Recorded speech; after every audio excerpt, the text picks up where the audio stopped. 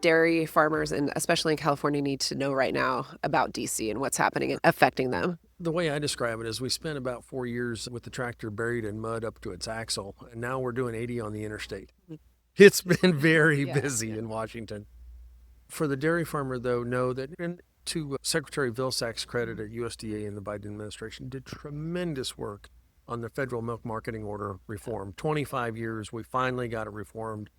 Huge amount of effort that goes into effect June 1. National Milk Producers Federation and our leadership was hugely involved in all of that. An enormous effort and undertaking, but we finally got it done. It's about ready to go into effect, so that's a big thing. In Washington right now, we're talking about taxes. And the big conversation here is if Congress does nothing on taxes this year, the tax liability for everybody in this country on January 1 goes up by somewhere between $4.5 and $5 trillion. So this has to get fixed.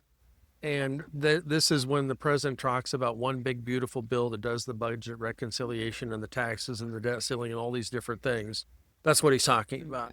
And so that's probably going to take the next several months to try to sort all that out and get that done. That is by far the most important job that we have in Washington coming at us.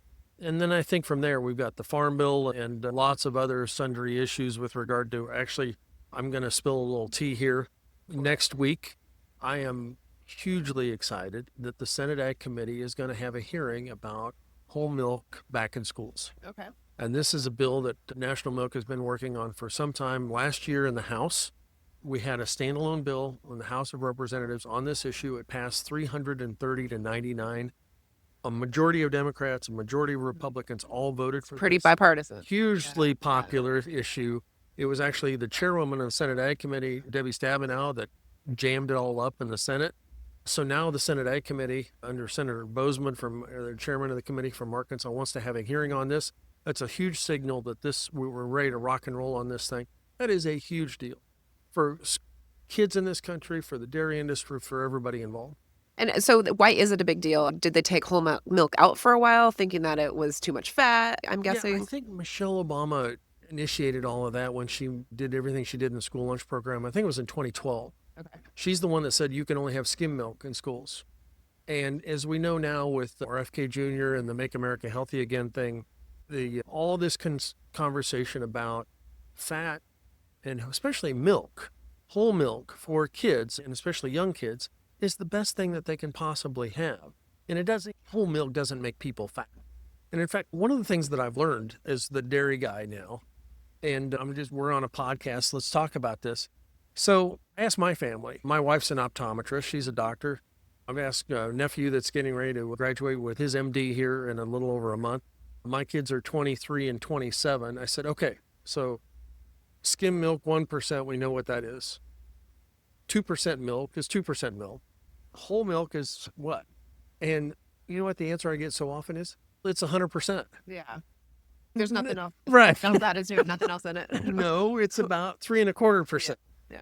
We don't do a good job of articulating the nutrient side of this, which is one thing I will mention here.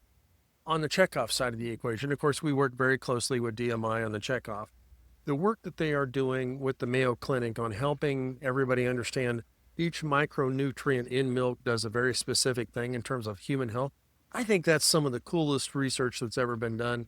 Where has that been all these years? That's fantastic that we're finally doing that in the dairy industry. So again, it really is about getting the message out to the consumer. I couldn't have given you the fact either. I knew, but I couldn't give those facts to you. So I think it is just about telling the story and how nutritious it actually is. And that's what National Milk does in D.C. is we have an unbelievable team. As the new guy and seeing the team that you have there dealing with the FDA, dealing with folks on Capitol Hill, dealing with environmental issues, dealing with trade issues. We do that every day on behalf of dairy farmers in this country, and it's an honor to be part of the team. It's a great team.